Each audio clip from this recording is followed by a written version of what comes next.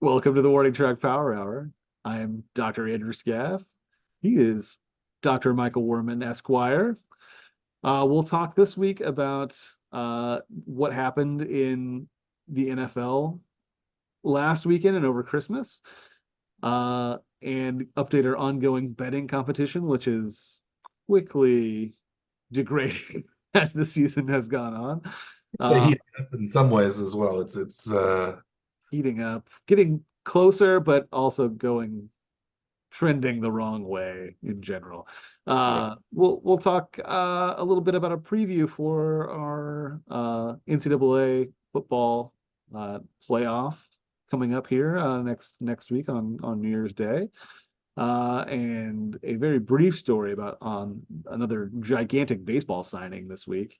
But we'll lead off today's show with the NFL's Week 16.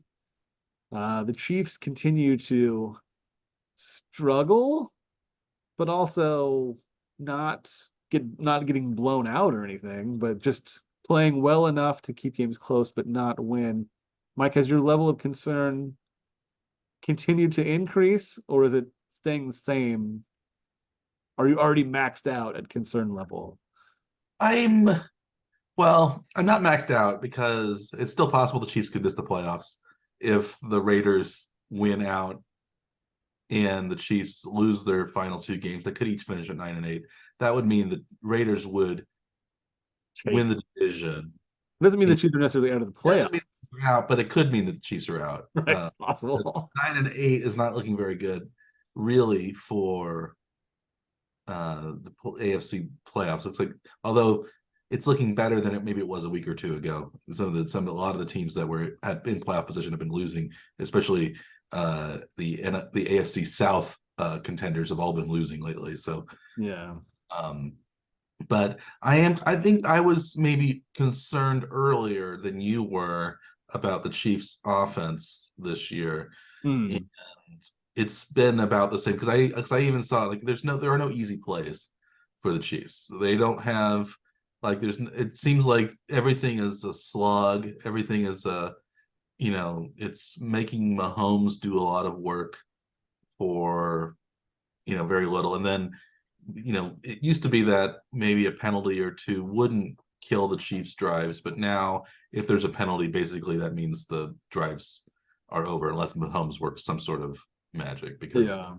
there's not really a consistent passing game. There's not really a consistent running game anymore either, um, especially with Pacheco being out and McKinnon now being on IR. Hasn't been a great passing game out of the running backs either. You know, Well, we're 2 weeks ago with Clyde Edwards-Helaire, Yeah, he's been a little bit. he looked really good actually in week 15, but then week 16, Pacheco was back, and it seemed like they tried to put Pacheco back into the lead spot, and they could not run the ball the first quarter.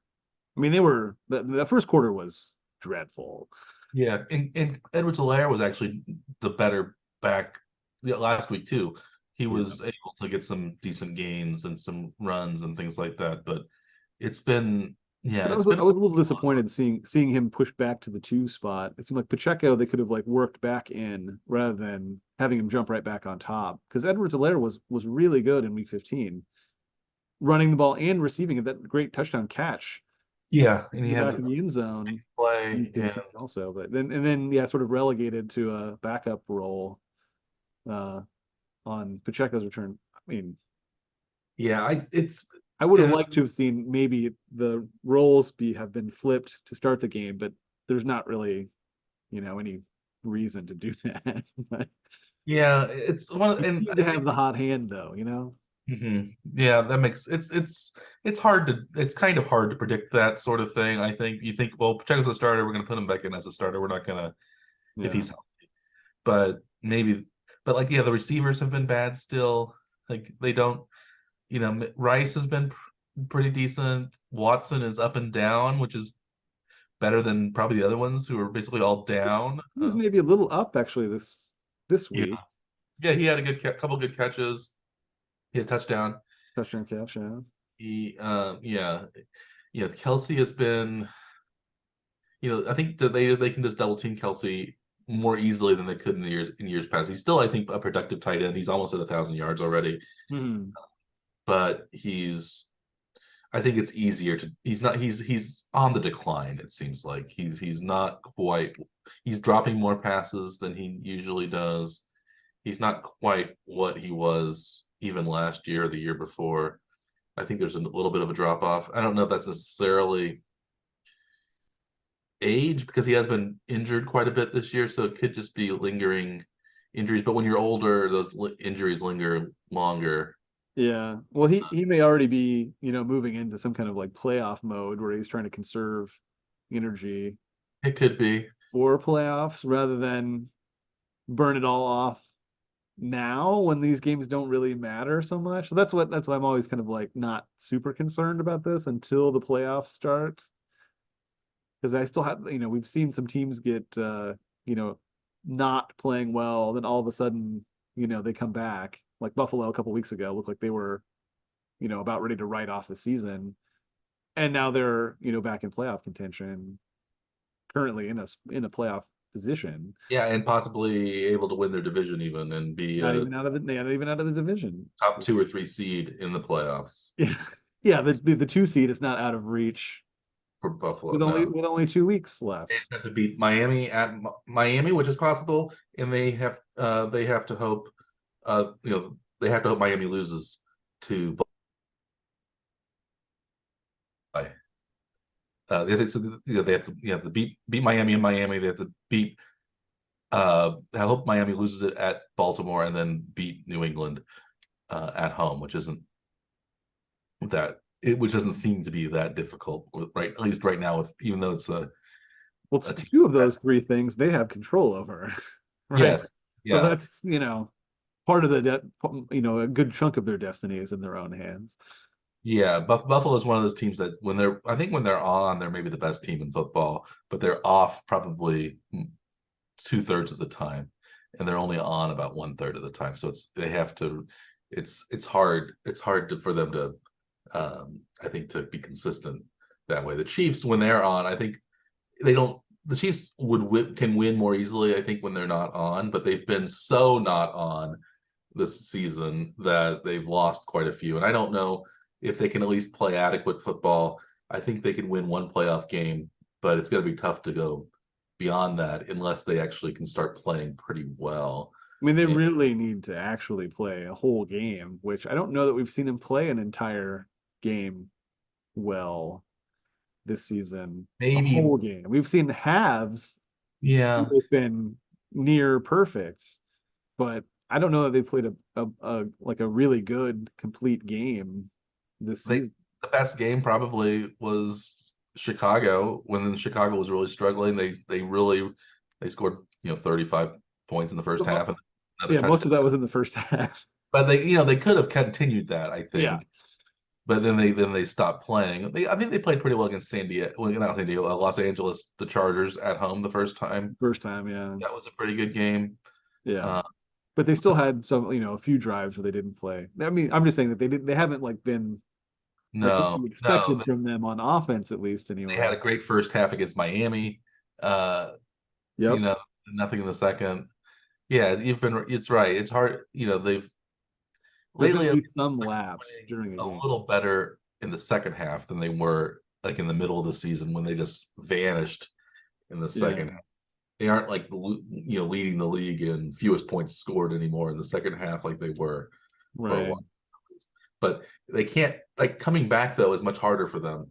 Was when Mahomes was down by 10, he had a winning record. I think he is down to either 500 or maybe one game below 500 now Oh when his team wow. went down by 10 because they've been down by 10 in these last few games that they've lost. Yeah. Um, they were down by more than 10 against the Raiders. They were down by more than 10 against who Buffalo. against Green Bay. They were down by more than 10 against, I think, probably maybe against, I don't know about against Buffalo or not, but yeah, a couple of their games they were down by more than 10, and they've lost like the last 2 or 3 games they've been down by more than 10, they've lost. So it's getting to be that they aren't the comeback team anymore. Right, But right now, at least, anyway, they don't yeah, seem to be. they just don't have the passing game that can do that. It's so Yeah. inconsistent. It's so they can they can throw short to Rasheed Rice and he'll get 9 or 10 yards every time, but they don't do that. And then the long any pass that's over 15 yards in the air is dropped, or the guy turns around, or it's intercepted. It's Yeah, or the receiver turns a different way than what Mahomes expects. I think Tommy Townsend had the best pass completion last week against the Probably. Raiders on that fake punt. It was it's And one of those. and even that was well defended. That wasn't a wide It, open receiver. That was a covered receiver. that was one of those. Another good catch by Justin Watson. He made a good sliding catch on. Yeah. So yeah, he's been he's been the second best receiver the Chiefs have had. McCole Hardman is coming back next week, so maybe that will help. Richie James, maybe we'll get into a little bit more. He Justin he had a Ross, couple of catches in week 16, and that was yeah, a he looks kind of nice surprise. lively and spry, especially with Tony not being in. So but maybe you say, well, the Chiefs will turn it on in the playoffs. That's possible. They're Yeah. the same team basically as they were when they won the Super Bowl, and they, they beat great Eagles team. They beat the Bengals, a better Bengals team than this year. Here's Bengals, and they also beat with Mahomes hobbling the Jaguars. So they won with an injured Mahomes last year, so you think they should be able to win with a healthy Mahomes this year with the same basic team, but it's But they need yeah. to keep him healthy for these last 2 weeks to be in that position too. But in some ways, he seems like he's been laboring. He had the game against the Raiders. He ran around as much as as much as any game I can remember, maybe since the Super Bowl when they lost to the Buccaneers. I think he ran for 900. He ran 900 yards, I think, in his scrambles against the Raiders. I think I read somewhere that in terms of Wow. yardage traveled, not Total traveled yards. yeah, Not so like positive, not 900 positive yards, but no, but 900 total yards. That's a yeah. long ways. And he took some harder hits than on those scrambles than he does normally. And it's like those were playoff hard hits that he took rather than regular season out of bounds things that Feature slides and stuff like that. Yeah. I think they ask too much of Mahomes. It's a little bit like Buffalo sometimes asks too much of Josh Allen. I think the Chiefs offense asks too much of Mahomes, and I don't know why they can't just have simple, slant routes, simple passing routes that are Yeah. to complete that. Well, that other teams seem to complete. It doesn't seem like, lesser teams have struggles designing and completing, slant routes into the middle of the field. I can't even remember the last time I really saw the Chiefs do that No, on they have. just on any given play. Like you It just seems like the don't Chiefs see them doing that. they run a lot of like option routes where it depends on the coverage. It depends on where the Yeah. defense is lined up, and then they have the receivers each have 3 or 4 different options that they can do. And it seems like they aren't running the ones the ones that Mahomes thinks they should run in most cases, and that's just leading to receivers not getting open, not being in the right place. Not and it's and Mahomes is just scrambling, waiting for people to get open or waiting for the right moment, or maybe he's also because they're dropping the ball so much, he's more hesitant to throw like than he would have been last year, where he thinks he'll thread this tight window, but no, we have to wait till they're wide open and there's nobody around him because they might drop it and tip it into the Right into a defender. and Yeah. Mahomes, but I guess the defense has been really good. The only reason the Raiders won was because they had those 2 defensive touchdowns within 7 seconds of each other on a cutesy play that was maybe one too many cutesy plays that the Chiefs ran. In an odd position too. Like you don't usually see that kind of cutesy play from your own. Like 10-yard line or so. Yeah. Yeah. Yeah, deep in your own territory. Usually see them do that, in the red zone. Or yeah, midfield at the worst. Yeah. They had But I mean, usually those, direct snaps to a running back. I mean, that's a very common play that they've been running from near the goal line, yeah. not their own goal line. It happened to work much better this time when they faked the kind of end around, or they ran an end around, but they kind of faked the handoff back to Mahomes. Maybe he was going to pass when Rice did it, but then they messed it up when it was deep in the territory, and then it was disastrous. And then Mahomes had that. I don't know. I guess the pass seemed to float, that he threw out to the sideline. I don't know if it was because the receiver turned the wrong way, but it was a floating. Yeah, Pass that was it seemed like picked off.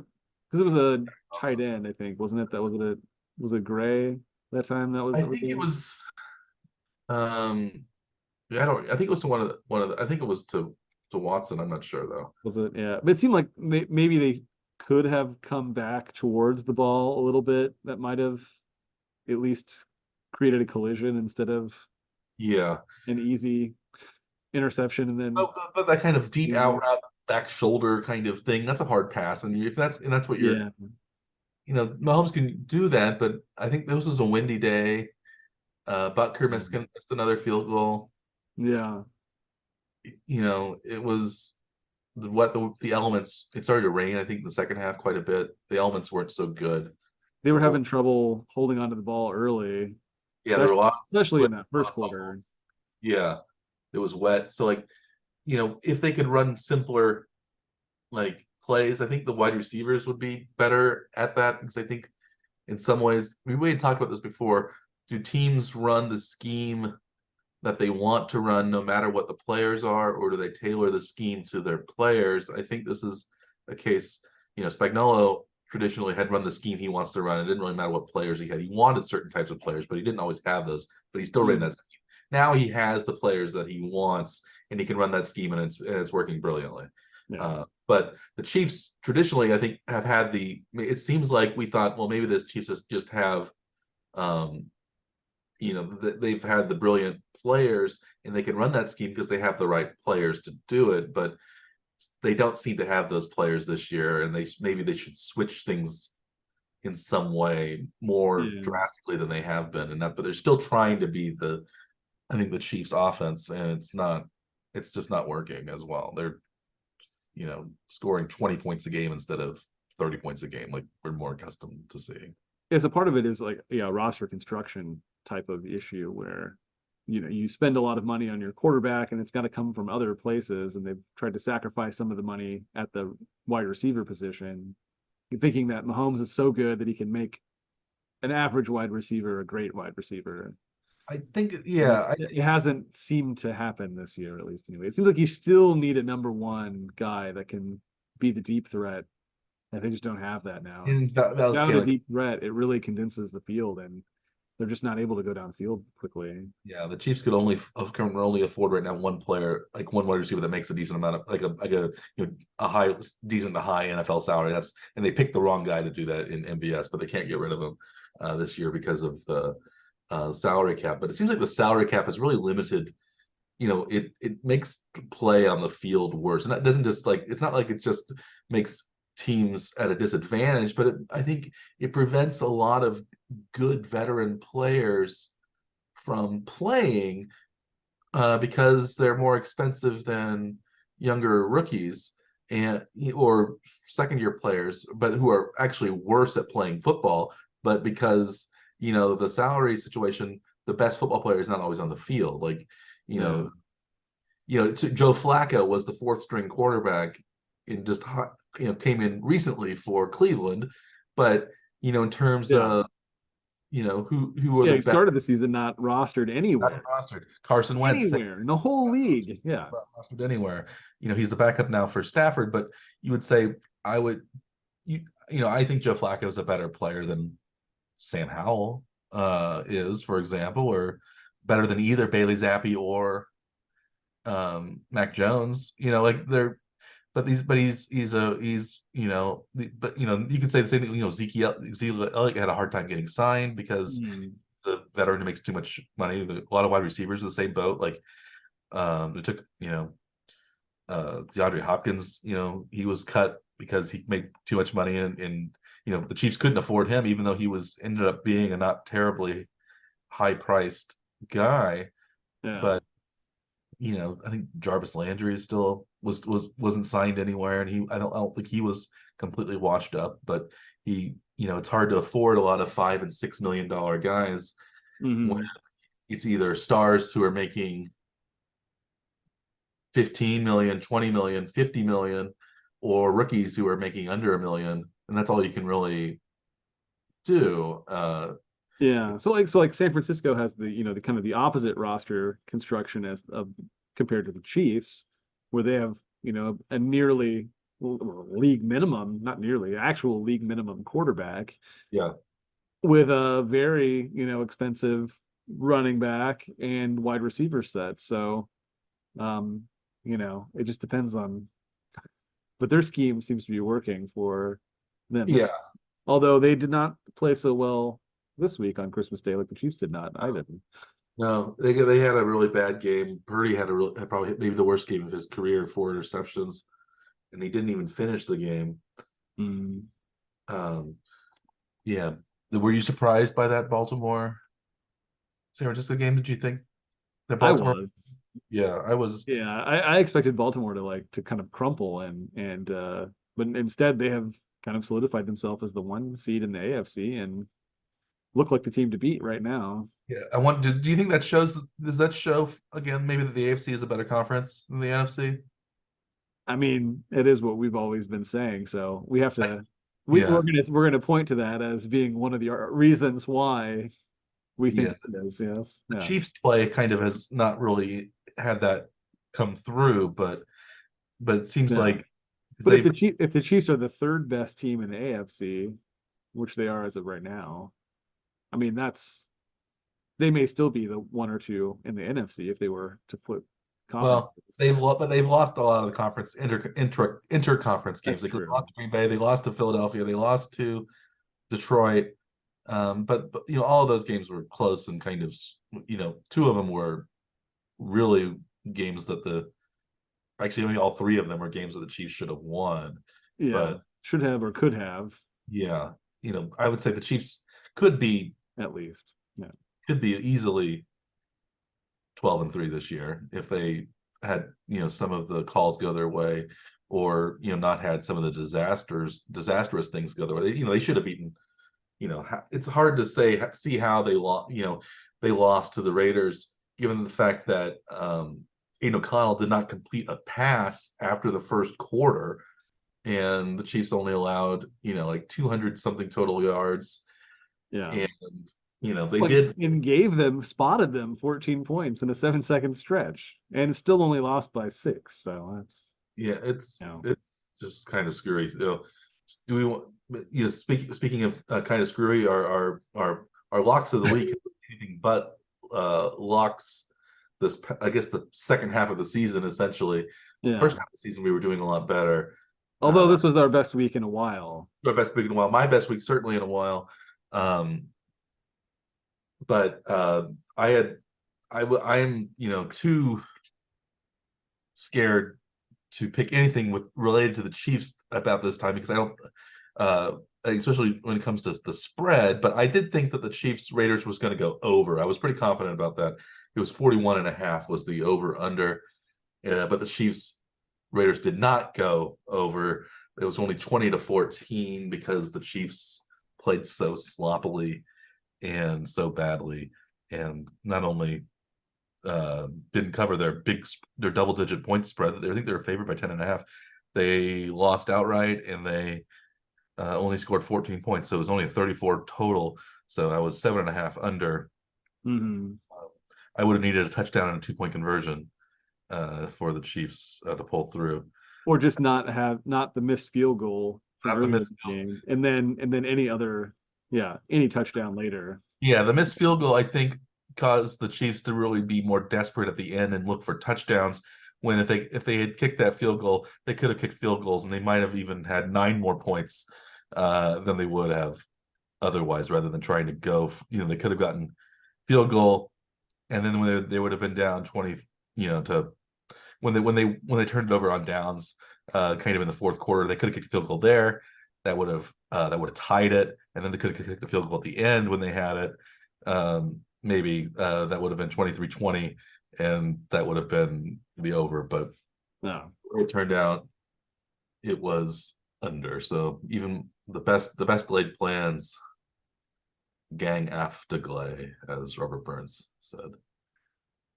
So as a bit of an aside, do you think the Raiders have learned their lesson from the last time that they had this kind of situation with their coaching staff?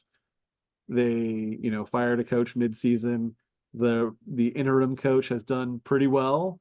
Yeah, Uh, Last time they did not keep the interim coach and hired like outside the organization. gotcha. Yeah, and they hired Josh McDaniels. Do you think they've learned their lesson and will stick with Pierce, or do you think they'll go outside the organization again this time? I've heard that they want John Gruden back. I've heard that rumor that they might rehire John Gruden. Pierce. Yeah, yeah. That's Come the on. that's That would close the loop, I guess. Is that how you describe that? yeah, that's the that's the that's the rumor that I have heard recently, but I don't know if that's going to happen. I would say they should go with Antonio Pierce probably, since he's done well. Although you could say that's a little bit dangerous because sometimes those interim coaches, they do well for a year, but then they screw up the second year, like Romeo Yeah. Crennel or something like that. Yeah. But So it's they just did this, and you'd think that they would have to regret having not kept Saccia. yeah, or Having just I mean, it was only 2 years ago. It wasn't even like that long ago. well, let's say what if Bill Belichick is out? Would you think Belichick would be a better hire at this stage in his career than Than keeping the interim keeping Pierce Antonio on. Pierce interim? Yeah. Um, I don't. It's hard to say, really. It's just, I guess part of it depends on what the locker room thinks of Pierce. If they really like him, then you probably want to keep him there if you can. Well, if you can get But if Belichick, Belichick's available, it's hard not to go that way either. but So, he's also Josh yeah. McDaniels' old boss, so it's another New England guy that may. Right. But also, we have Tom Brady with an association now with the Raiders. Maybe there'd be a Belichick. Mhm. Although I haven't, Garoppolo's there, still technically under contract. yeah, I think they're getting rid of him though. Not But yet, but it seems like. um, yeah, I don't. It's interesting with what's going on with Belichick, but he is. Yeah, I don't know. I would see what's out there. I wouldn't make a decision if I were the Raiders. I wouldn't make a decision unless you could get somebody like Belichick. He would be the only type of like a proven to be successful NFL coach. Maybe would be better Yeah. than Pierce, but like But it's hiring gonna be another, somebody that's pretty good. Like yeah, you hiring would, a retread or an unknown. I don't think would be a good yeah. idea right now. See, I mean, For your guess would be that it's either Pierce, who's already there, or like a Hall of Fame bound, or John Gruden. or I can't imagine that he's even an option. That seems crazy. Well, And how he left the last time. Are they still paying him, or did they? No, they reached a settlement or something, didn't they? yeah, there's a settlement, but there's still like a hearing or lawsuit that's still going on and stuff like that. So I think it's mostly Gruden was going to name names for other people that were, that were maybe just as bad as he was in terms of saying things behind closed doors about certain people of different races and things like that. So I could see maybe the Raiders hiring him back to keep him Yeah, quiet, or the NFL condoning that to maybe that's um insane. I can't believe that they would do or that. yeah, I don't know but I would say Pierce has he's done a very good job for at least he's really turned the Raiders around. I don't think McDaniels, if he had just stayed on, they would have done nearly as well. So Yeah. um But yeah, one of the things that I've found like crazy this year though too is that the Raiders are the least penalized team in the NFL. How is that even possible? I think that's against that should be against the rules. The Raiders need to be the bad boys, the villains, the penalized But team. they haven't changed anything. It's not like it was from like last year to this year. They were the most penalized team to this year being the least penalized team. Yeah. And it was McDaniels both years as who started. It's not like the team is going to become super disciplined under the same coach Yeah, I think it also shows It the doesn't make inconsistency sense. of NFL officiating and maybe just the lack of quality and you would I think you think of it as being a little bit more rigged in terms of NFL officiating than I do, but I just think it's incompetence and I don't know if it's necessarily rigged. I think they have favorites and teams that they pick on, hmm. specifically pick on. I think the Chiefs have been picked on this year. I The don't I Chiefs don't know seem to if be one of the teams that's picked on a or at lot. least certain players on the Chiefs Yeah. are But they're also one of the most, prominent teams because they're featured, heavily on TV, yeah and there are a lot of eyeballs on them. So if they do something that, is noticed by a lot of people, it's going to draw more attention. yeah And you I did you see that the Christmas Day game for the Chiefs was the highest rated game apparently of the three and oh really of recent times, I guess, for NFL games, especially on Christmas Day. I think it was the highest Christmas Day NFL game. Wow, I didn't see Yeah. that. No, that makes sense. And maybe also you see the Chiefs. The Chiefs are a big draw, but maybe they're also like you think you like them to embrace their heel kind of role. I would rather see them become villains than see them like complaining on the sideline, throwing helmets or yelling at their teammates and coaches and stuff like that, breaking iPads. I'd rather see them just become villains I than like I that. like the passion and stuff because I think that makes them disliked by but they become watchable. Maybe they're becoming a little bit Yeah. like the Dallas Cowboys. They're maybe in some circles they could be America's team, but also No. they're the team America loves to hate as Yeah. well. I just don't Uh, want to see them act like petulant children. I don't mind the That's the passion. fun part. I like at least they care and Yeah. they're angry. Um I'd rather see them take it out on players on the field than on their own sidelines, I think we both rather them channel their aggression into positives and Yeah. well, but I don't know if it's a zero sum Yeah. game there, but But that'd be the difference between like the yeah, acting more petulant than heel side of things.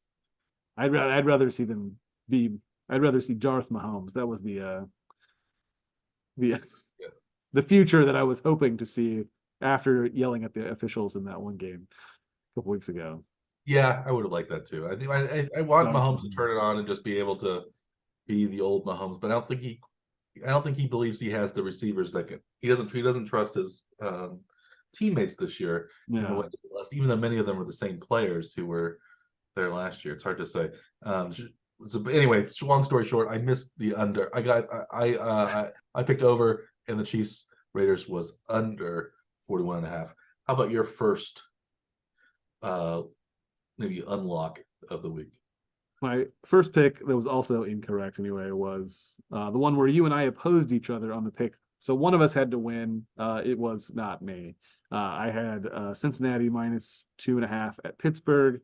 I fully expected Cincinnati to, play a lot better than they did anyway. Pittsburgh ended up scoring a lot of points against Cincinnati. It was the final score being 34-11, Yeah. which is so very surprising. Yeah, George Pickens had a big game. 30 points out of Pittsburgh seems Yeah. insane. But and with a third string quarterback even too, Mason and Rudolph for has been Pittsburgh. better Yeah. with he's a winning. He has now a 6-4-1 record as a starter for the Steelers, a winning record as a starter, which is I think better than either Trubisky or Kenny Pickett have in their careers. So I don't know if he's a better player than either of those guys, but it seems like Pittsburgh responds better to having Rudolph. He's kind of I think he's got a big personality, I think, and he's a little bit like I think maybe a little bit Gardner Minshew like in terms of um kind of how underappreciated he is, but he does pretty well when he's in.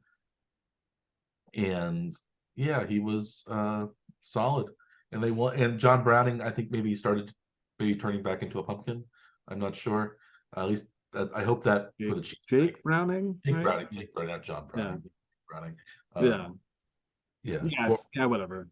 yeah. We Jake. won't remember who he is in another year. Well, maybe he'll challenge Joe Burrow because he was doing just as well as Joe Burrow. Uh, Yeah. but I guess the Bengals didn't have Chase playing, did they last week? Oh, I don't. Was Jamar Chase out? I don't. Well, I'm not Higgins, sure. I think T. Higgins was, or maybe Higgins and maybe. Well, Chase was out maybe a couple. Maybe it was a couple weeks ago. I can't remember if Chase was playing that Maybe game. he was back and Higgins was out. Something like one of the two guys wasn't I there. think Higgins played. There wasn't a lot, but there wasn't a lot of um fireworks. I think it was Chase that was out last week for the Bengals. At least I don't remember hearing his name making big plays. So the Chiefs are playing the Bengals next week, so hopefully they can keep it happening. Although recently, Yeah, it seems like Chase had no catches. He had no targets even, so he must not have been in the game. Chase has been saying again, being the Bengals and the Chiefs, Chase has been saying some sort of trash talking against the Chiefs defense and their secondary. Whereas he should be doing targeting his trash talking towards the Chiefs offense because they have been bad and the Chiefs defense has been very good. Yeah, But that's how it goes. But yeah, I thought Pittsburgh would actually win outright, and they did. Pittsburgh at home has been very good in the division this year. I think they're 3-0 now in the AFC North. They've beaten in the at historic Acrisure Stadium. They've beaten the Browns rather handily. They beat the Ravens as well, and now they've beaten the Bengals pretty handily at Acrisure Stadium, formerly known as Heinz Field, because everybody loves Acrisure. Acrisure is, I can't think of anything more Pittsburgh than Acrisure. yeah, yeah. That's what I think of when I think of Pittsburgh. It's not it's not the steel industry or the industrial heritage, but it's um, medical insurance holding company or something like that. That's what Pittsburgh's really known Yeah, for. Not its condiment, not its condiments either.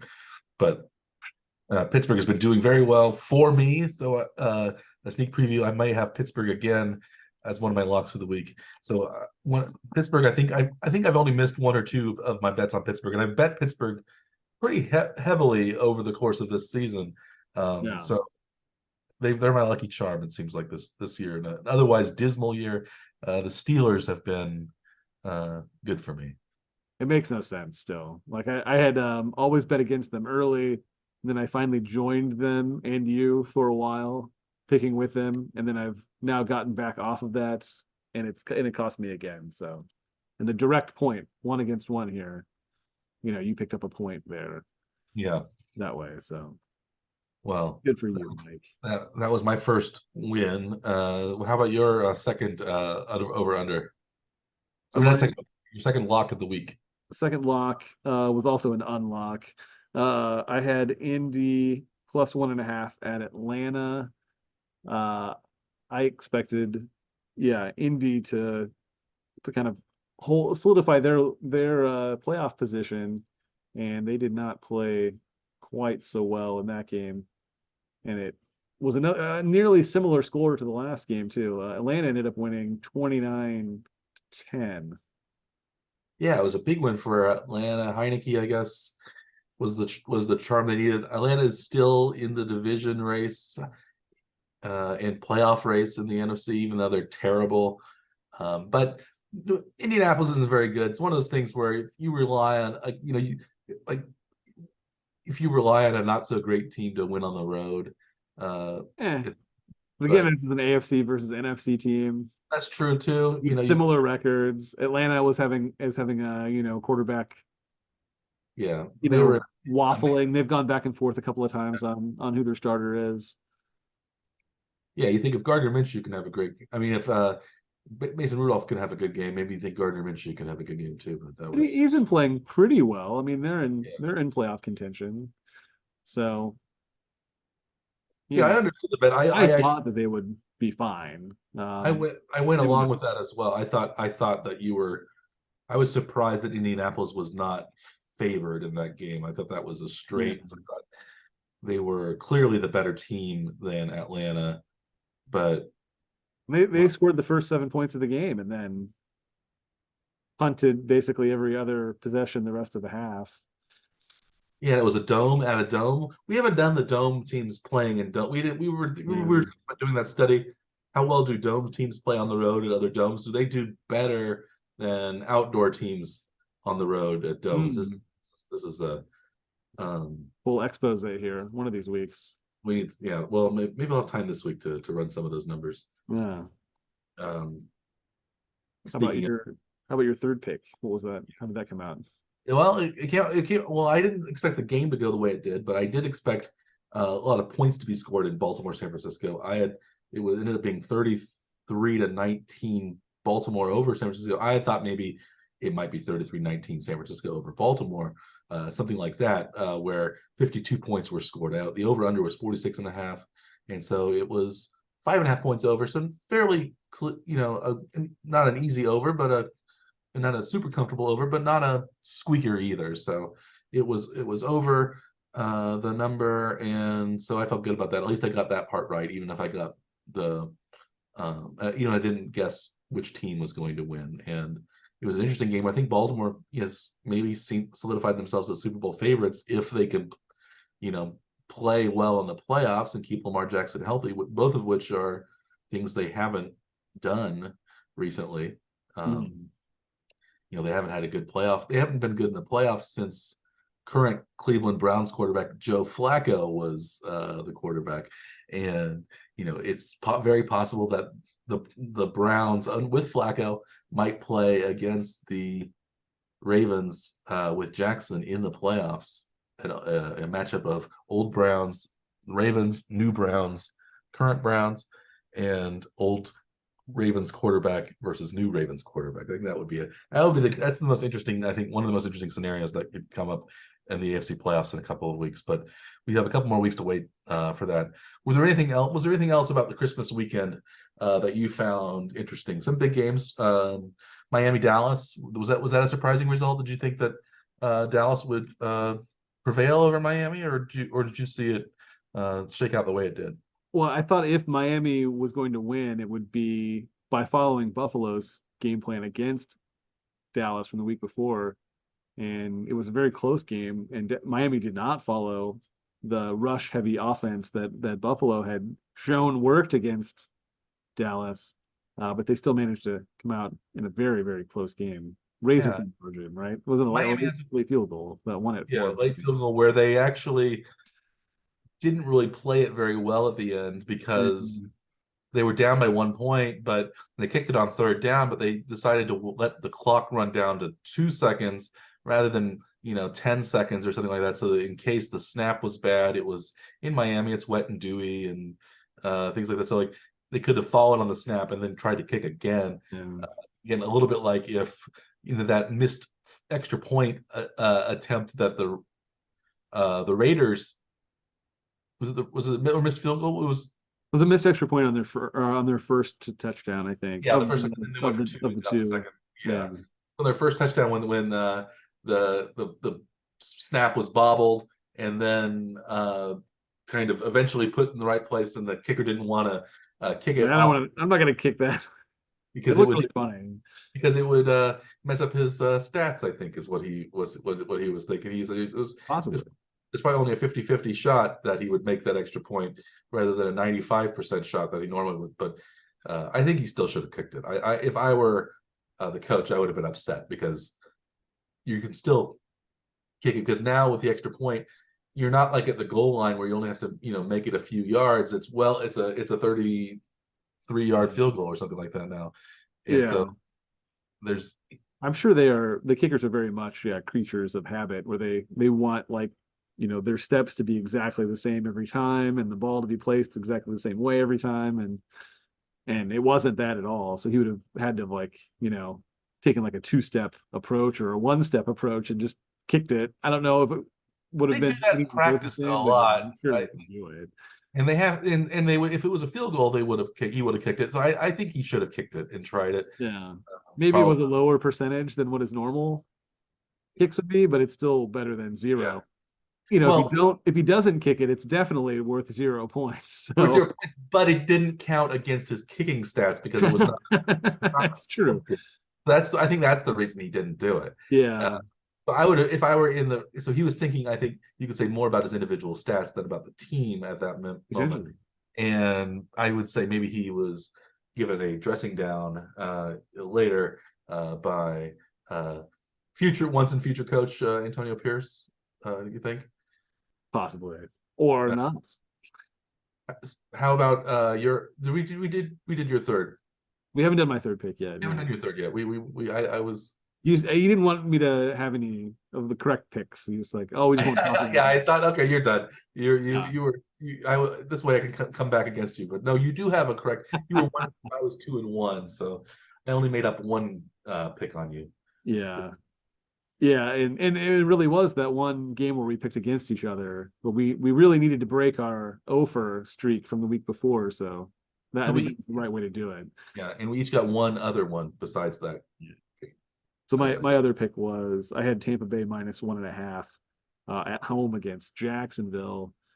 It's not at all what I expected the game to be because I didn't think Trevor Lawrence is going to play with it. I didn't think he would clear concussion protocol in time to even make it into the game, but he did make it into the game, but was not very good. And No. uh, Tampa Bay ended up winning 30-12. Trevor Lawrence exited, I think, the third straight game with a different injury. Now his shoulder is injured. So, this is third injury in three different parts of the body is a little, should be very concerning for Jacksonville. Not just for their playoff hopes for this year, but, going forward for Lawrence's health in Hmm. general. This is yeah, it's a little surprising also how well Baker Mayfield I think has been playing. This is possibly his best season as a pro. Yeah. He has a 96.2 quarterback rating, which would be the highest of his career if it continues. He has 26 touchdowns right now, only 8 interceptions. He had his rookie year, he had 27 touchdowns, but 14 interceptions. And his 2021 or 2020 season with Cleveland, I think that's when he led them to the playoffs. He had 26 touchdowns, 8 interceptions. So he's possibly, if he throws 2 more touchdowns, he will have the most touchdown passes of a season in a season, uh, more than he has had in his career. So, do you think he's cemented himself as the quarterback of the present and future in Tampa? It seems like, yeah, I mean, unless they have some way to pick up somebody that they know is even better, then it seems like this is the guy that they should be riding with. He's taken two different teams to the playoffs and looked good in his other stint that was in between those two. His very brief performance for the Rams last season, right? Yeah, So, I mean, he seems like he's wins games no matter where he goes. That seems like a guy you should probably try to hang on to. Maybe you're yeah, not going to build a franchise around him, but he at least can get you through a few years of, especially in the NFC playoff South. contention in a division that isn't that great. So, which storyline would you rather see play out? Or maybe they're both actually possible, where you have old Baltimore against the new Baltimore team, or Baker Mayfield against his old Cleveland team. Well, They could both happen in the same playoffs series, right? yeah, they could both happen. I don't. Well, I don't want to. I guess if Baker Mayfield and the Browns made the Super Bowl, that would mean the Chiefs would not make the Super Bowl. So I Right. don't want to see that happen. But if the Chiefs ended up losing, well, yeah, that would be a funny scenario. I think. I don't think that would happen, but you never know. But It's unlikely. I think it's possible. Cleveland, has been playing really well with Flacco, and their defense is a good defense, so maybe they can do something. But I am, yeah, I really just kind of want to see Cleveland. Uh, uh, you know, I don't want to see Cleveland succeed because of their Deshaun Watson uh pick, and now they're doing very well because they don't have Watson. Like, so what do you think is going to happen next year in Cleveland? Do you think Flacco stays as the starter, or do they go back to Watson? What would you do there? They've got so much money sunk into Watson that they'd have to find a trade partner or be okay with, that much dead cap against the franchise with Watson. I would think they don't have an out, do they? So I think it's fully guaranteed, but it's a little bit like what Hmm. Russell Wilson I think is in Denver. We don't know whether so Jared Stidham's going to start next week. Although Wilson hasn't been terrible this year, he's been actually okay, but he hasn't been And lights out or anything. But he certainly hasn't been worth maybe the amount of money that they've been paying him. But he hmm. hasn't been. I guess he's been all right this year. But I think if he ends up playing if he ends up getting injured before the spring, I think the Broncos have to keep him, and it's going to cost him like $30 million if he's not healthy yet by March 1st or something like that. So they don't Hmm. want to play him, and they're also risking, I think, missing the playoffs without Wilson playing Jared Stidham. But so yeah, I think that's a slightly less maybe a less bad version Denver has than Cleveland Yeah. has with their both contract. I think but Russell Wilson has his detractors in terms of his personality. Is not as bad, but also he's not a serial uh, you know uh, whatever it is that Deshaun Watson is. And Right. so He doesn't have the lawsuits against him. he doesn't have piles of lawsuits against him. He just has sort of cringy moments Yeah. But yeah, that there was an article, I guess, that came out maybe today that was about Wilson's maybe Wilson not having quite the handle over the offensive scheme that their coach would prefer. mm, They like the very extremely maybe overly studious, like Drew Brees, like knew the playbook and the offensive scheme, like inside and out. And apparently Russell Wilson wears the wristband and stuff like that. Not quite the same, maybe student of the game that their coach prefers. So that may be contributing to why they're possibly looking to move Wilson out. yeah. Where do we stand right now on the on our betting? Maybe we should go back to that, and then because we're talking a Sure. little bit this week, we'll talk about next week in the future in a little bit. But maybe we'll wrap up this NFL segment and talk Yes. about where are we on the locks of the week? So you were 2-1 this week, which brings you to 22, 25, and 1 on the season, or minus $300 on the year. I was 1-2 this week, which leaves me just a hair ahead of you, Mike. 23 and 25, minus $200. Ooh, it is close. It is now a razor thin margin. And Two we're weeks both ago, we're both chasing 500 probably the last 2 weeks, but also, competing with each other at the same time. So yeah. So we six who picks remain is all we have left. picks remain until the playoffs, and then we'll really Then we'll reset, shine I think, and then go from there. The big board, though, however, uh, your way ahead. not so great. Yeah, the Monday night games, the Christmas Day games didn't go well for either of us. I think we both lost something like $500 or $600 on the last day. So let's see. I think you were down $1,100 for the week, Mhm. And you and were down almost posted $600. 570, almost $600. Yeah. So I'm still up on the year, $1,800. Yeah, I'm down over 8,000. So you were about $10,000 better than Yeah. me this year. So But the I last several weeks have been not so great for either of us. And no, no. the You league games have made less sense this year, as last year we sort of figured out a pattern to how the teams are playing to like project how we could, make picks last year. This year it's been almost random it as to seems how like it has been almost that random. a lot of it may have to do with how deep most teams are into their quarterback lines. And so, yeah, Denver's going to turn over to Stidham. So Stidham has not played, I don't think, really this season much. Maybe he's played just a little bit. I think Washington's going to be switching to Jacoby Brissett for the Yes, remaining House games. sitting. Tyrod Taylor is replacing Tommy Cutlets. That's right. Tommy he had actually almost a good comeback against Philadelphia last week, although the Giants fell short. So it's Tyrod Taylor, and there's someone we're missing. Oh, Nick Mullins is going to Mullins. drop to Jaron Hall in Minnesota. BYU rookie out of BYU. Yeah. And then there's one more too, isn't there? Well, Hall started that game that he got hurt, and then Dobbs came in and became a brief sensation. But now they don't want Mullins or Dobbs. They want Hall. I think there's one more. Maybe we'll think of it.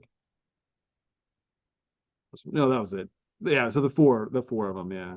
Yeah, Tommy DeVito, I couldn't think of it. Yeah. Sam Howell, Russell Wilson, and Nick Mullins are the four that we know already are going to be swapped next week. So yeah, but that has to lead to some additional inconsistency in the league. But it seems a little surprising that usually you see a drop off when you go from like a number one quarterback to a number two quarterback. But this year it seems like some of the number two quarterbacks have actually done pretty well. And Number yeah, and three quarterbacks have done all right. And some Joe of the number Flacco, the number four four quarterbacks have done is okay. the best quarterback that the Browns have run out this year. So it's one of those things. So speaking, so maybe we'll move on and want to talk a little about college football. It's college football's final four coming up on New Year's Day weekend. On Monday, New Year's Day, that we're going to have the college football playoff games.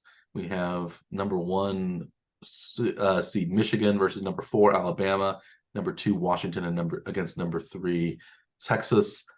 We've talked a little bit about what we think is going to happen, but do you have any new insights on these games, or I think we both want Alabama to lose, but do you think Alabama is going to beat Michigan? I think Alabama will win. It's just to be annoying. That's just my guess. Michigan's probably the better team, but I think Alabama's played really well outside of that one game early in the year against Texas that they've dropped. They won everything else. But Michigan hasn't lost any games this year. And I think they've not been very close in most of the games. Yeah. I still think Michigan and Texas are going to win, but I wouldn't be surprised if it was the other way around. I don't really have a handle on So the line then is Michigan's only favored by 2 points. And that is the early game, the Rose Bowl, 4 p.m. Eastern, 4 p.m. Maybe that's Central. Yeah, it must be Central. Yeah, usually it's so Texas is favored by 4 against Washington at the Sugar Bowl, the evening game. Which way are you leaning on that one? I was leaning Texas to win. I don't know. I guess I don't know about the spread. I hadn't really considered the spread in either of these games, but I was actually a little surprised that Michigan maybe was favored. But I think it's interesting that they're the 1 and undefeated. They should be favored, but I'm a little surprised they're only favored by 2. I think maybe they'd be favored by 3 or 4 at least. I would. Might think also that the Rose Bowl is traditionally a Big Ten home. It might be a little bit more of a home field advantage for Michigan than it is for Alabama. I don't know when the last time Alabama played in the Rose Bowl. Unless it was the national championship game. Because they cycle, so they could be, I don't know. It says that Alabama has only lost in the Rose Bowl 1 time. But I think most of the games that they won were like in the 20s. So Alabama has Michigan is actually 8-12 overall at the Rose Bowl. Alabama is, they played in the 20s. I don't think they've played much in the 1920s. Yeah, the 1920s. Yeah, I don't think they've played much since then. Man, the over-unders in the 2 games are like 20 points different. The Alabama-Michigan game is expected to be pretty low scoring, only 44 is the over-under in that. Texas-Washington game, over-under is 63.5. Mm. Okay, so I'm seeing that Alabama. So they played in the 1926 Rose Bowl, 27 Rose Bowl, 31 Rose Bowl, 35 Rose Bowl, 38 Rose Bowl, 1946 Rose Bowl, and then I don't think they played in the Rose Bowl again until the 2010 BCS National Championship game, where they beat Texas in the national championship game. That was at the Rose Bowl, so they won that one. I think it's a Big 12 opponent. Against Texas, a team they might play in the national championship uh, next time. Yeah, in a week and a half from now. Mm-hmm. And I think that is the last time that they play. Well, they played in the 2021 Rose Bowl, which was um, one of the college football semifinal games, and they beat Notre Dame in that game 31-14. So they've been in the Rose Bowl a couple of times then in the last um, over the last decade or so. So then they're 2-0 at the Rose Bowl in those games. So well, some of the guys that are on the current roster may have played in that 2021 game then. yeah, seniors maybe Yeah, would have. because that's only 2 years ago. Mm-hmm. Well, 2021 would have been January. Oh, it was January 20. It was the COVID. That would have been COVID year. Yeah, Yeah, a lot, maybe more players might have been around then because yeah, because it's a year. It's a year sooner. It would have been the 2020 season then, right? yeah, yeah. I was yes. So Would have been three years I ago. think both of us. I really don't. I wouldn't mind if Washington won, but I don't think Washington is as compelling a story or a team, maybe in terms of at least storyline as Texas is. I don't like. I think it would be funny if Texas.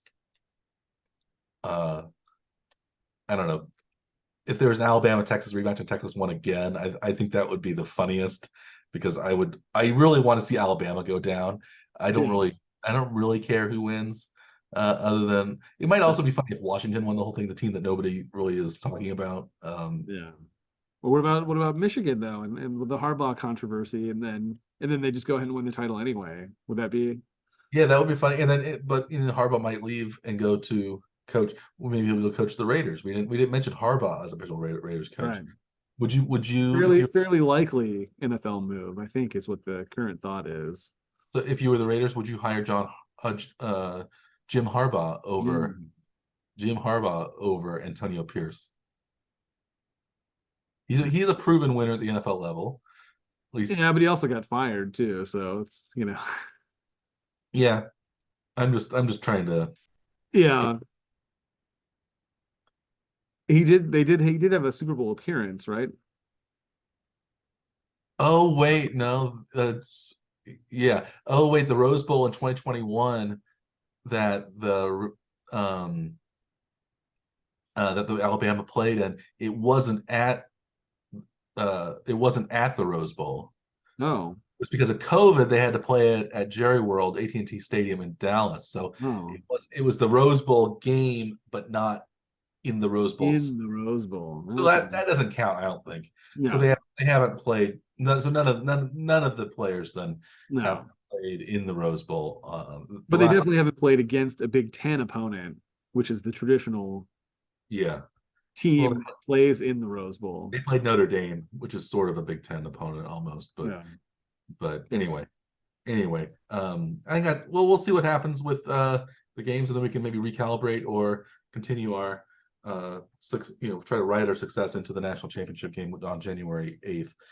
But there's also one big story in baseball that you wanted to talk about, maybe very briefly, and that was the Los Angeles Dodgers signing of another big Japanese free agent, and that is the pitcher Yoshinobu Yamamoto for 12 years, $325 million. Yeah. And what do you think of that signing? And do you think are the Dodgers going to be the team to beat? Well, I mean, first of all, I guess the number is shocking. It's I think the largest contract ever given to a pitcher, and also the by far the largest contract to a pitcher who's never thrown a major league pitch before. as he's played exclusively in Japan so far. I guess his numbers in Japan are fantastic. Yeah, he's won 3 straight MVPs and And three Cy Young whatever equivalents. the Cy Young equivalents are. Yeah, Yeah, so like he's in the Triple Crown of pitching. He's won a couple of times, at least twice, I think. So yeah. he is He's the 25. Pairing him with the 29-year-old Shohei Ohtani, which is a formidable, yeah, pairing of players. Definitely well, an absurdly expensive pairing of players, and now over Ohtani's not gonna, $1 billion committed to just those two guys. yeah, he's not going to pitch next year, Ohtani, Not this but year, not this this coming season. coming year, yeah. But we still have Clayton Kershaw, who's probably on the downslope of his career. Maybe Not this. he's actually not under contract, I don't think yet. So they may Oh, they might not have him. replace He Kershaw. may or may not come back. They haven't decided. I don't think they've decided yet as to they're going to roster him this year or not. I think it's pretty much up to Kershaw. If he wants to come back, I think he's got a spot. I see. Yeah. But they have Walker Bueller, who's already an all-star pitcher. They have a good rotation even Already, without yeah. Kershaw. So with Kershaw, they have like a nearly unstoppable rotation, and they have multiple former MVPs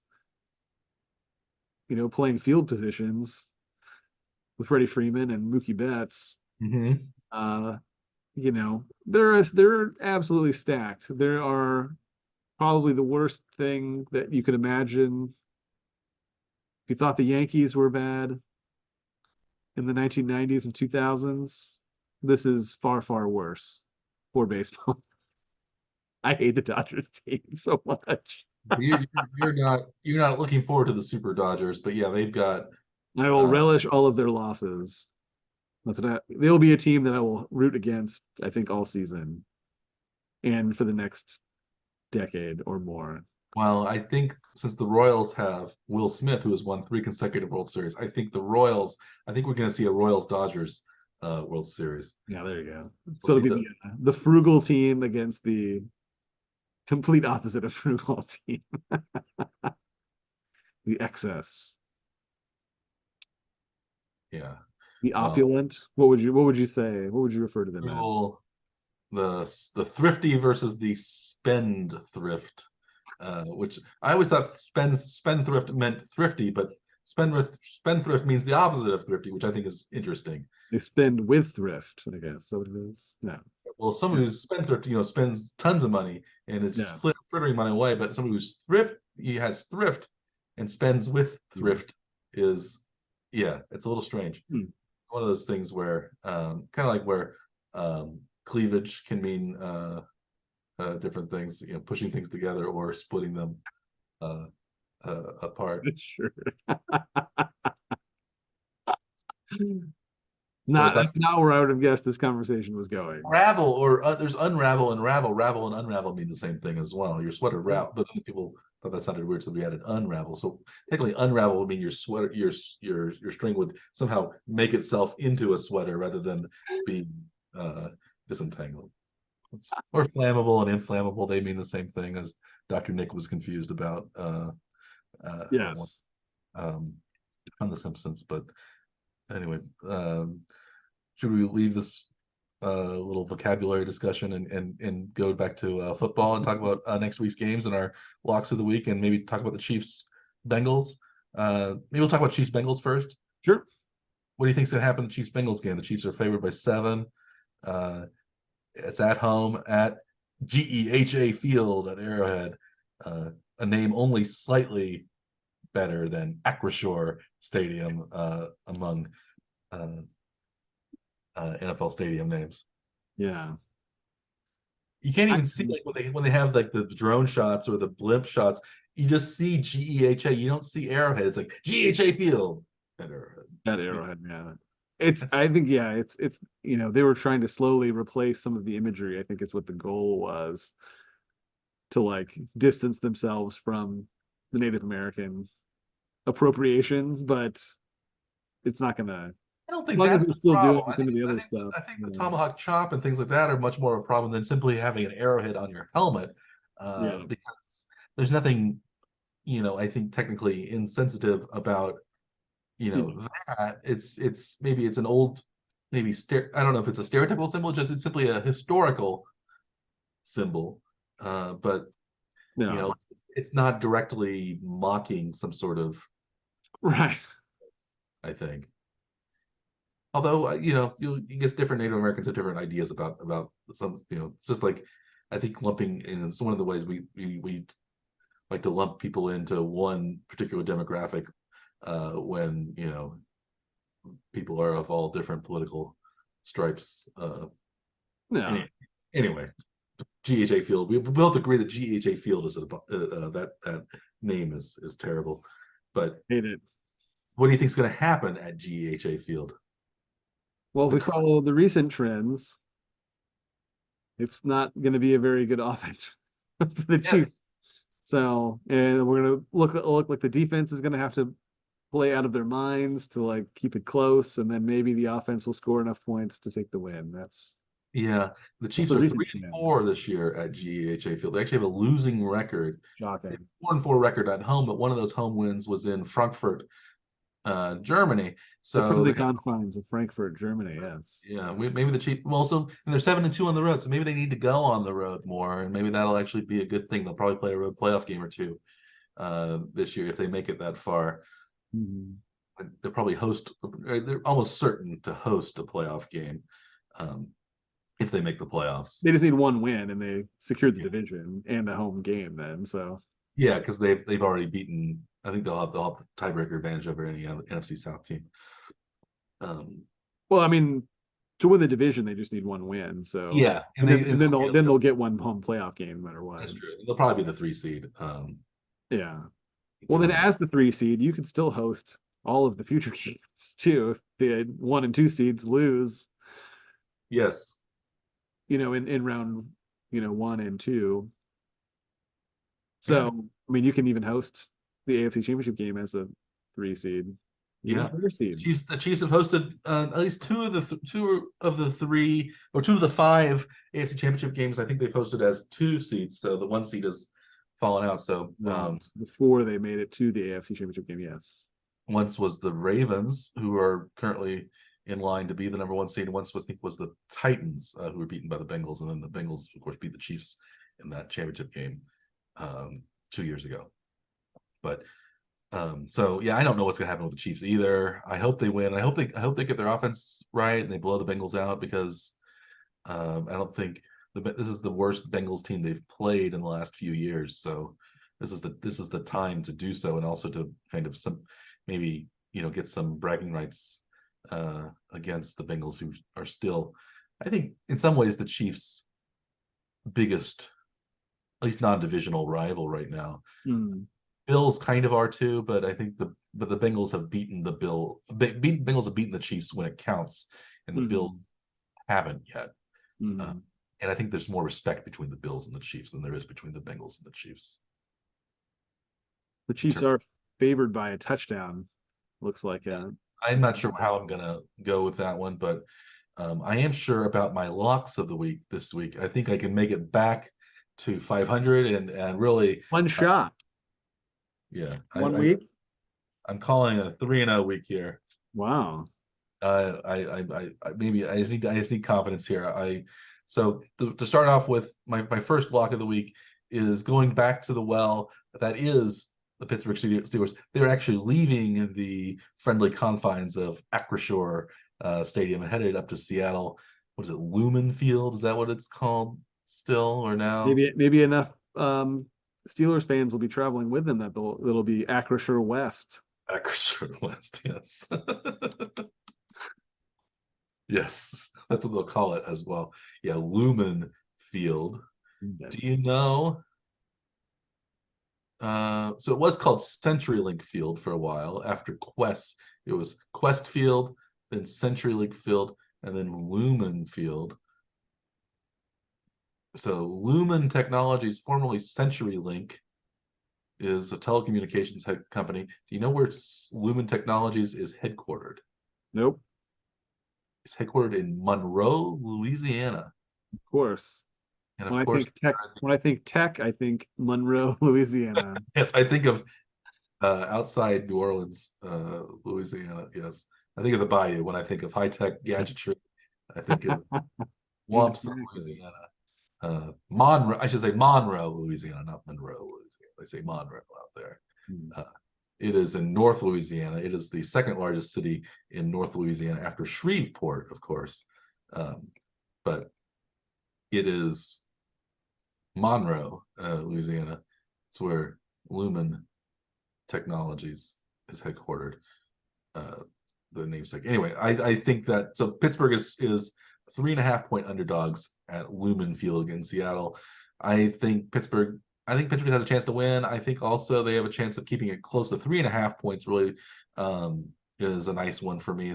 So Seattle tends to win a lot of games by field goals, and Their so last two wins, but were by exactly one field goal.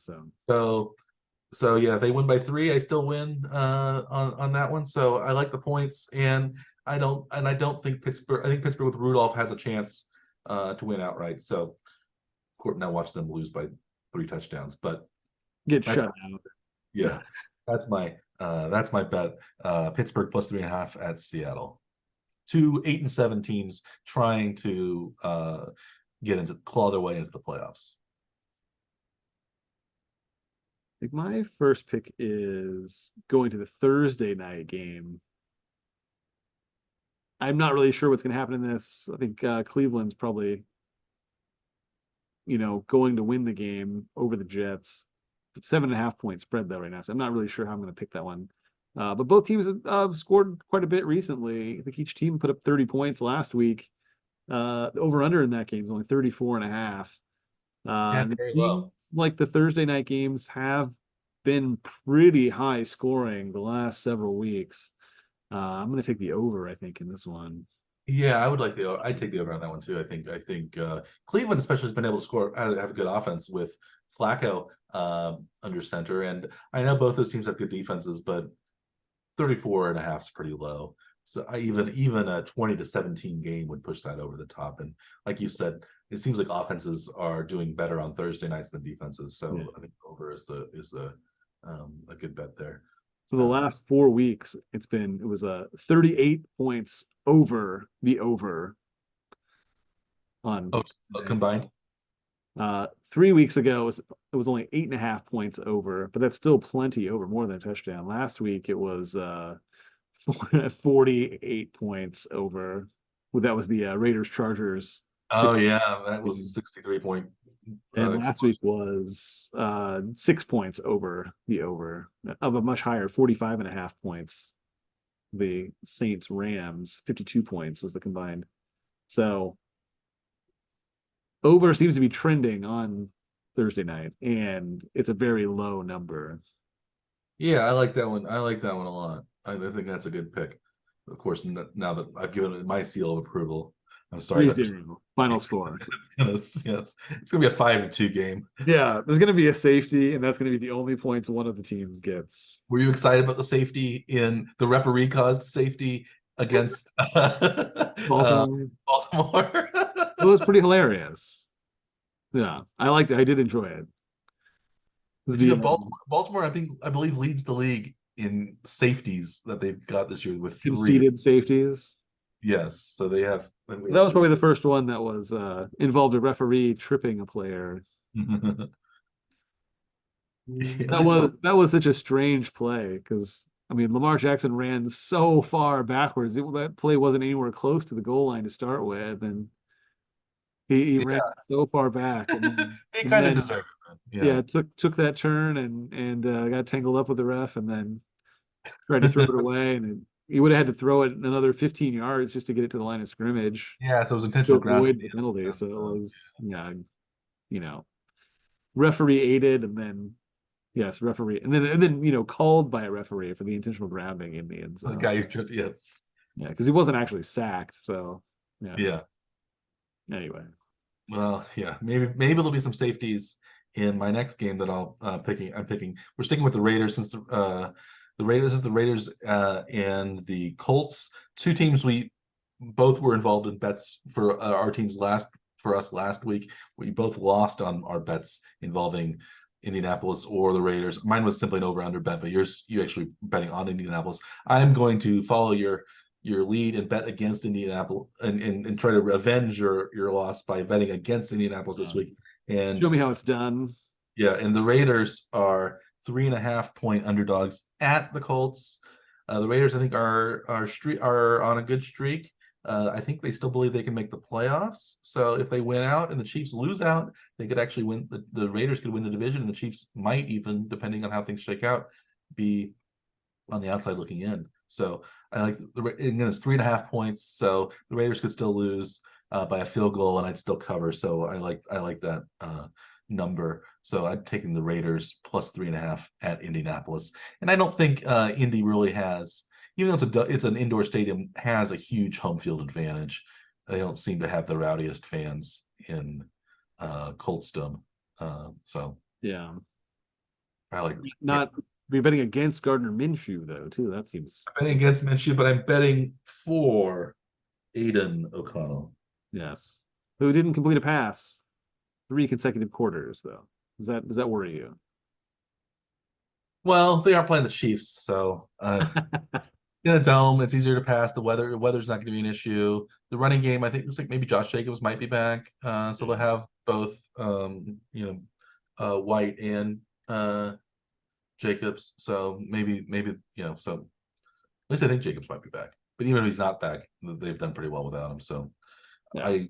Indianapolis, I think neither two teams, I think not very many people expected to be in this position this late in the season as being kind of on the cusp of playoffhood. And so I think whatever happens, I think both teams have had pretty good seasons. But I still like the Raiders to at least keep it close and maybe to win outright.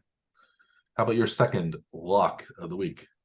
My second pick, I'm going to another player who I think is scheduled to be back this week to hopefully improve their team's chances at playoffs. It's CJ Stroud and Houston. They're 5.5-point favorites at home against Tennessee, who's been struggling the last several weeks. I'm picking Houston to cover that 5.5-point spread. I think that's a possibility too. I Houston with Stroud back, I think Houston's a much better team. Tennessee has been mostly down, but kind of streaky under Levis, and it's on the road in Houston. Yeah, I could, sometimes Houston really sometimes Tennessee really lays big eggs. And this is a game, kind of a matchup of the once and former, the current and former Houston franchises. It's the old Oilers at the new Texans, and 5.5 And points. 2023 draft picks at the quarterback position too, facing each other. The first quarterback or the second quarterback taken and the fourth quarterback taken. I think that's right. Yeah. Both of these players, I think, maybe are players that should have been taken higher than what they were. I think both were unanimous. We were unanimous in thinking that CJ Stroud was probably a better pick than Bryce Young, simply because he was not tiny and was a higher floor pick, I think, than just about anybody. And we thought Levis was maybe. We thought at one point it seemed like he was going to be the second quarterback taken by Houston, but that ended up not happening. He ended up dropping all the way to Tennessee. So, you wouldn't have taken the pocket passer. The pocket. That's my the pocket, not a pocket passer. Pocket size passer. The pocket passer, yes. The pocket Hercules, who we talked about a few, maybe at the beginning of the season when we had the digression on the Turkish weightlifter. Pocket Hercules, yes. Please. But how about your third pick for this week, Mike? My third pick for this week is another road underdog. This is New England at Buffalo. New England is a 13.5-point underdog against the Bills. The Bills, I believe, actually lost to the Patriots earlier this year. Is that correct? I think that's right. And so I think they're at it's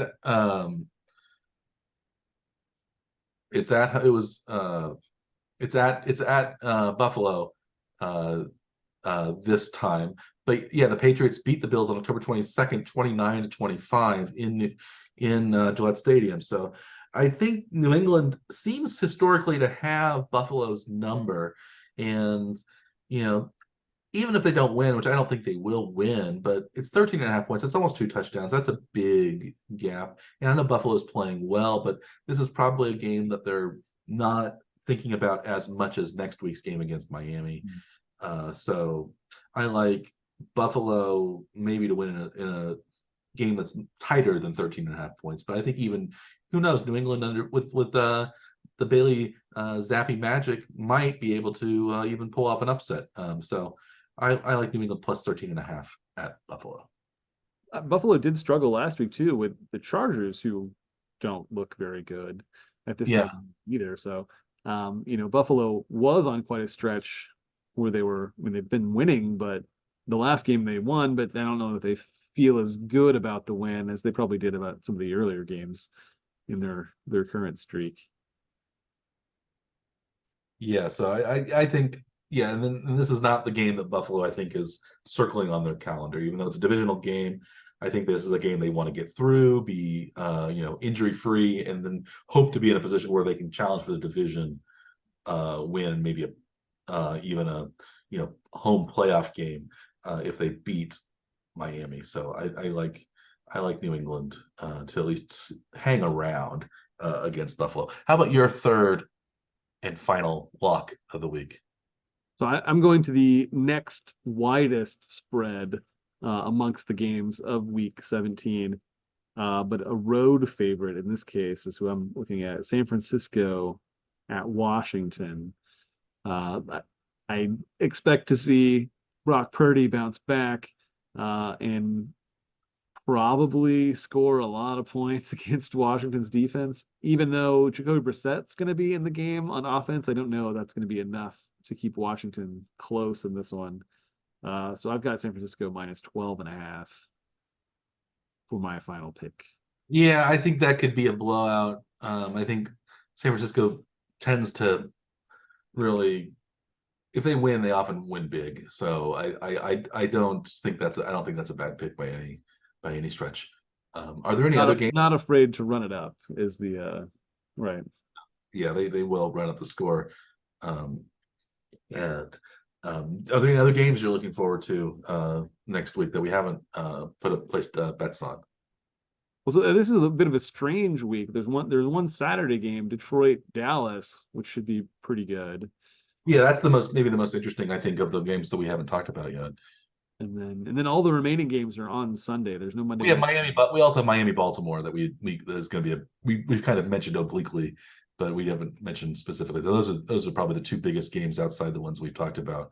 Um, do you like Dallas? So we have do you like Dallas returning to form and beating Detroit at home?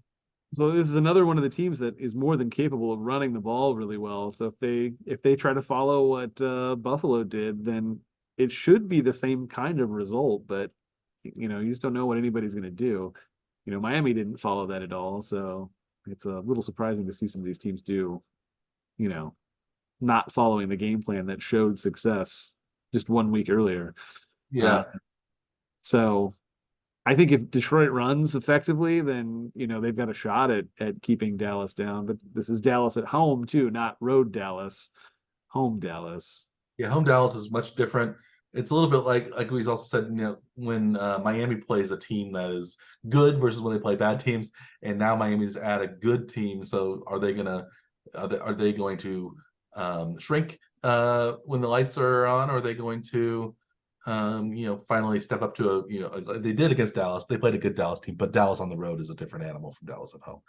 So like you said, and so playing at Baltimore, maybe Baltimore is coming off a big high and at San Francisco, making a long trip back home. They could be resting on their laurels a bit, thinking, well, we're pretty much guaranteed the number one seed if we win a game. But it's I don't. You could also say, well, this the maybe Buff maybe Baltimore will say, well, Miami has pretty much the same offense as San Francisco, so we know what to expect, Mhm. what to do. But Yep. also say, well, Miami now knows what maybe San Francisco did wrong and could correct that and do something a little bit different, because it's basically it's the same scheme going up against them again. So either Baltimore Mhm. has it figured out and or maybe running it the second time can be uh, a little bit different than how the first time went. Yeah, I would think really what Baltimore's strategy should be here is make sure Lamar Jackson does not get hurt. Like you get 2 weeks left of the season before the playoffs start, and you need him to be as healthy as he can be going into the playoffs. So yeah, I think it should just be whatever game plan you need to run. It involves him not getting injured. So that's really what they need to be doing. Uh, I don't know if they can do it though. And I don't know that he can stop himself from taking some of the hits that he does that are unnecessary. A lot of times, it's should be concerning for them going forward because they're always one injury away from being done. Yeah, Even if they're the one seed, it doesn't matter. yeah. Well, speaking of unnecessary, should we wrap up this episode of One Trick Power Hour podcast that wasn't needed, but we still put forth anyway each and every week here, at least during the NFL season and much of the off season as well. We've been doing it every week. We've been really, I think, very. Our schedule has been very regular for a while. We were We really only getting to. missed 8 weeks this year, something like that. Yeah, I think this is the 44th episode. Is that right for this? yeah, something like that. We've been working hard Yeah. deliver the finest in amateur football podcasts with Based in the Kansas City area. based in the Kansas City area, at least Kansas City centric. You and at least yeah. That's right. Well, you're doing most of the technical work, which is based in the Kansas City area. So Sure. I'm the outlier here, Yeah. but um, we But it is are Casey centric anyway, yes. yeah we are In our topics, at least, our anyway. orbit is still centered around City of Fountains. In No. in yeah. Anyway, uh, we won't blather on about our Kansas City-ness, but we will be back next week with another exciting episode of the One Trick Power Hour. But we're happy you tuned in this week. We hope your teams, especially if they have the Chiefs, do well and win their games, and perhaps if you're gambling, win you a little bit of money. But um, yeah, we'll sign off now, and we'll find out what happens next time on the One Trick Power Hour. As always, I am Dr. Michael Werman, Esquire. He, as always, is Dr. Andrew Scaff, non-Esquire. We, as always, are the One Trick Power Hour. Please, as we always say, like and or subscribe to our YouTube channel or our various our podcast on various delivery services, and we appreciate your viewership and listenership. And we'll see you next time. And until then, we'll wish you a good day And a happy new year. and a happy New Year. Yeah, it's a good year. Maybe we should say There you go. Perfect. a good leap year, an extra long Ooh. year.